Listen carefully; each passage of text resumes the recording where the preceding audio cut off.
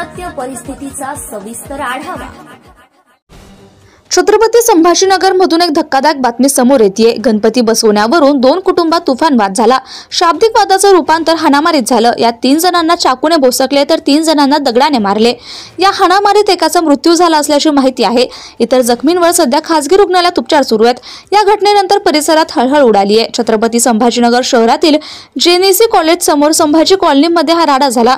गणपती बसवण्यावरून तसेच ढोल वाजवण्याच्या कारणावरून 2 कुटुंबात तुफान राडा झाला। शाब्दिक वाद सुरू असताना हाणामारी सुरू झाली। एका कुटुंबाने चाकूचा वापर केला तर दुसऱ्या कुटुंबाने दगडाने हल्ला केला। या हल्ल्यात 3 जणांना चाकूने भोसकले तर 3 जणांना दगडाने मारण्यात आले।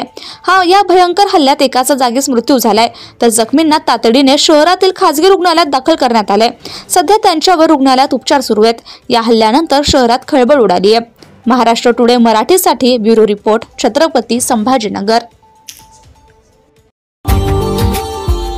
Subscribe now and press the bell icon. Never miss an update.